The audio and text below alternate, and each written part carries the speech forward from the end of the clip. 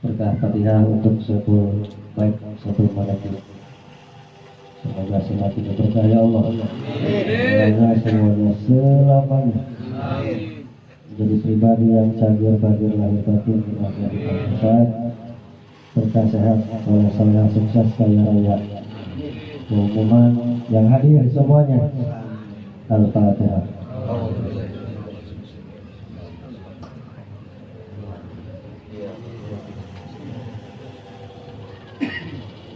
Tahun 68 pertama Abah menginjak pondok pesantren Suryalaya. Masuk ditanya oleh Abah Anom, pakai bahasa Sunda nanti diterjemahkan. Abah Anom bertanya kepada Abah Aos tahun 1968, pertemuan pertama Abah dengan Abah Anom. Kata Abah Anom, saurna orang di Muhammadiyah, katanya panjenengan dari Muhammadiyah, begitulah kalau kata Abah Aos, sumuh. Ya, Abah Anom nanya, kalau Muhammadiyah itu tarekatnya apa? Ari Muhammadiyah tarekatna naon? Abah menjawab, nah Muhammadiyah tarekat.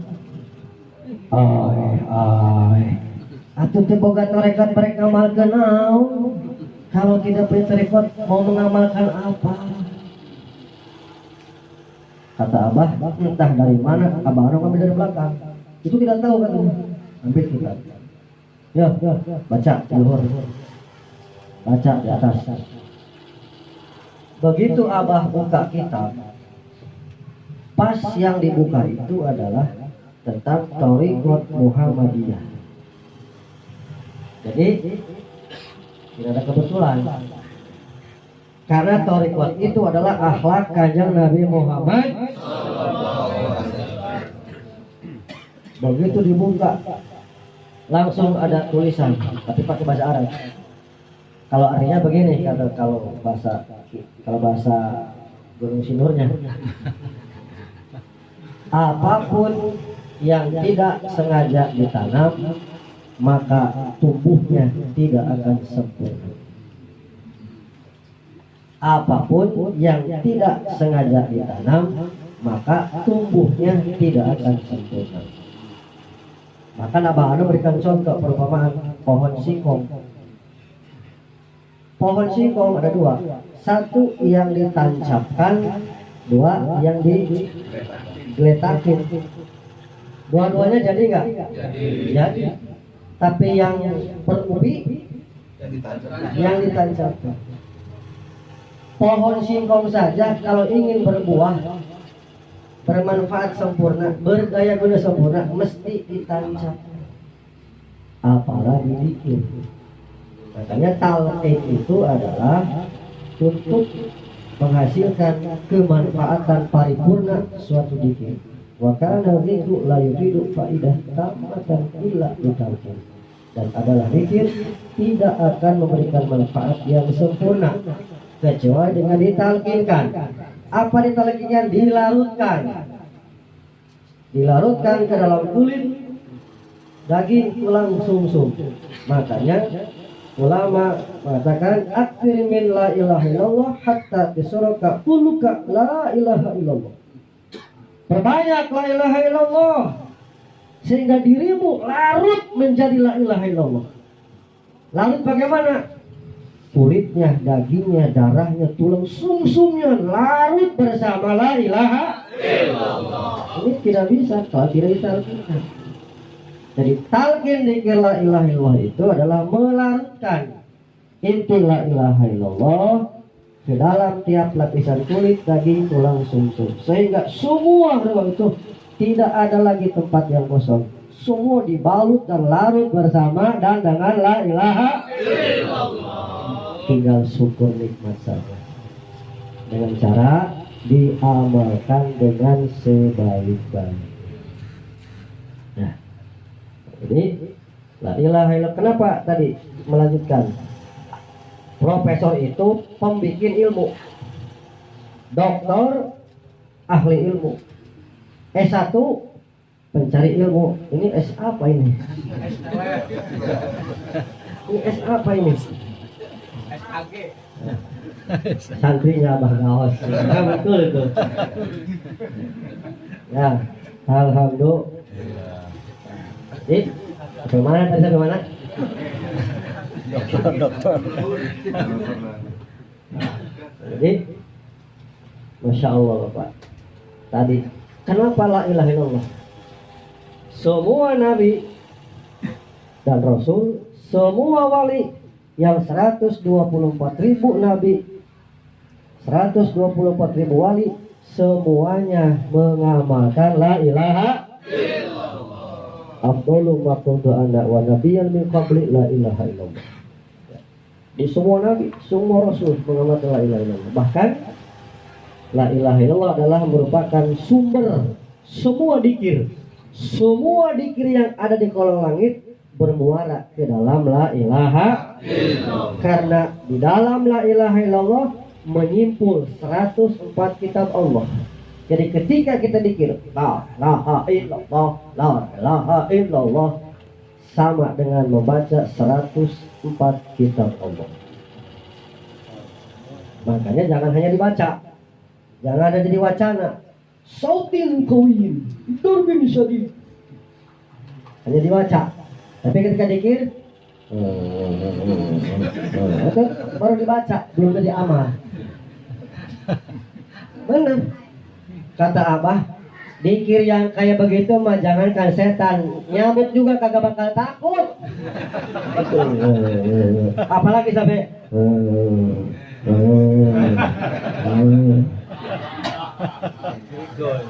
Herman. Ada yang begitu ada? Alhamdulillah. Gak apa-apa. Kan kita sedang latihan. Makanya rajin-rajin datang ke tempat manakiban.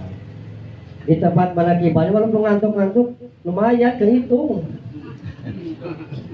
Kalau di rumah ngantuk-ngantuk langsung jengking lah gitu.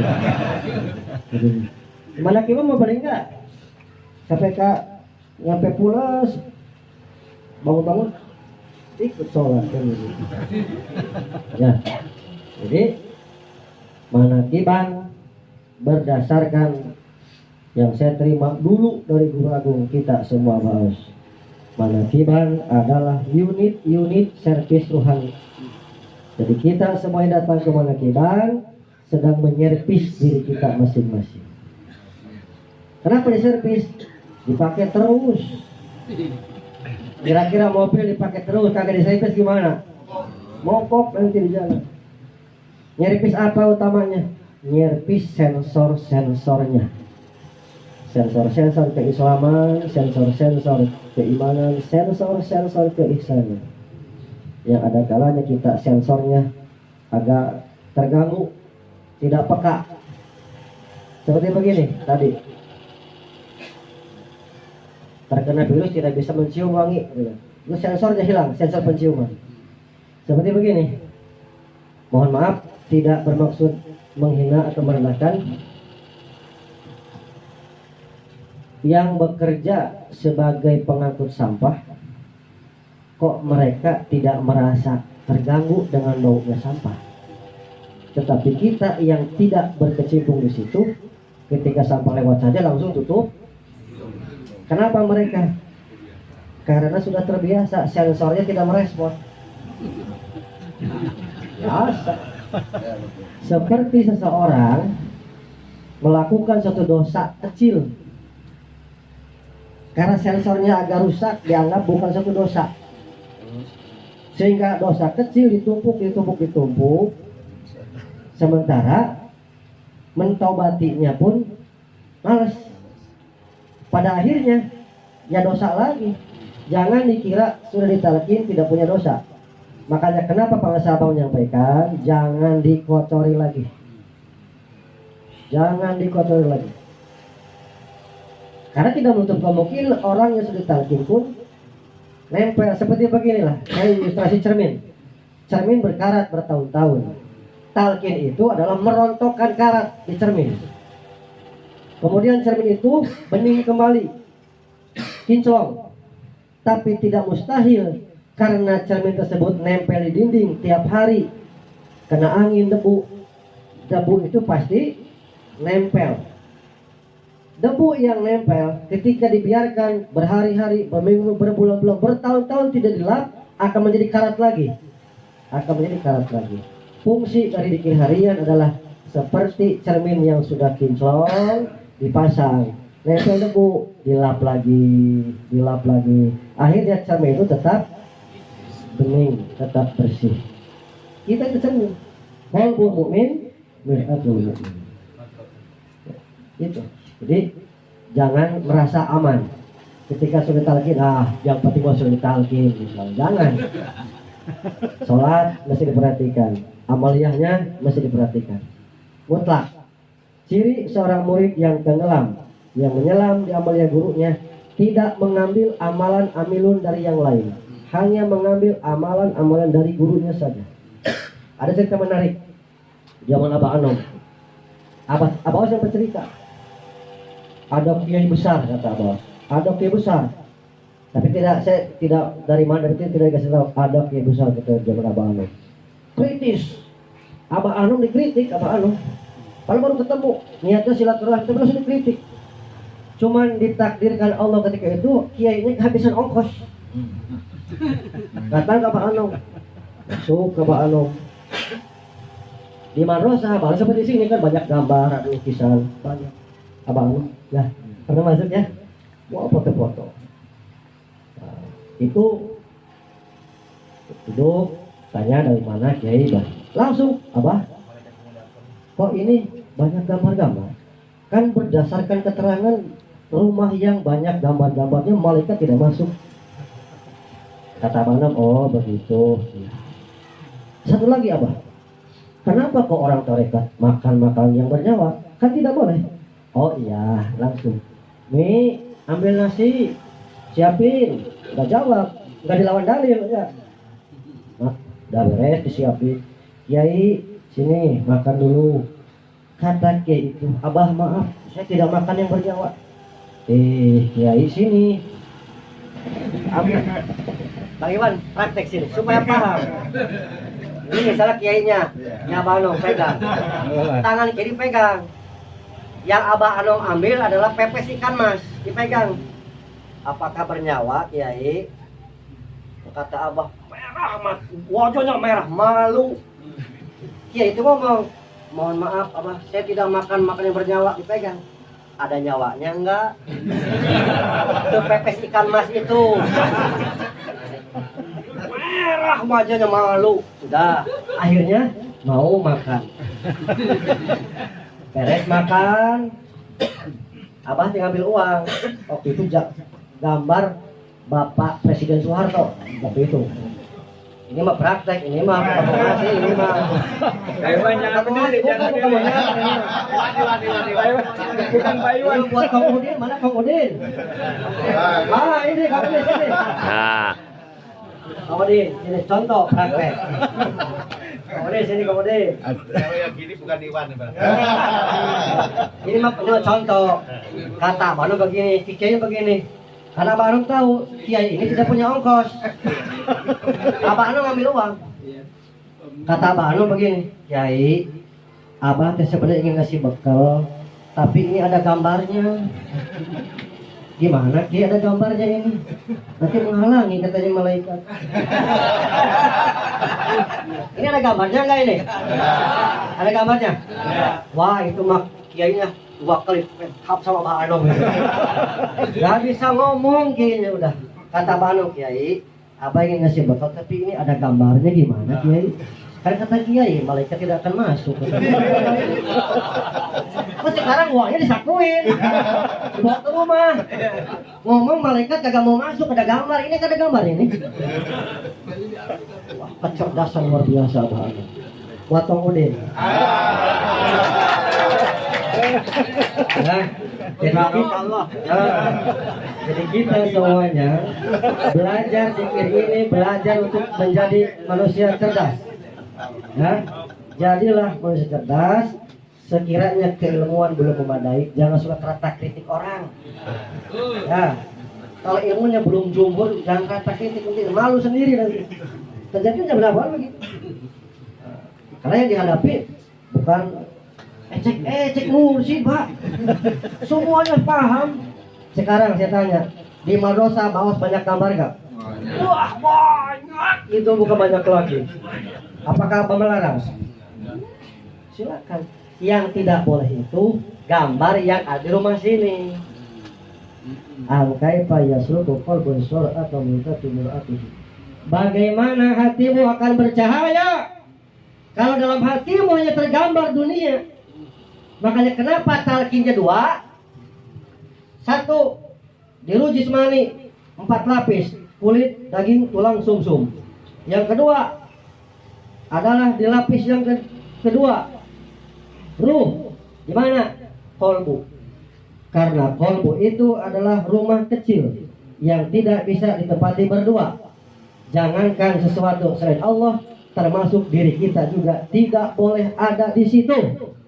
Yang harus ada hanya Dia. Talqin. Ini yang harus ada hanya Dia.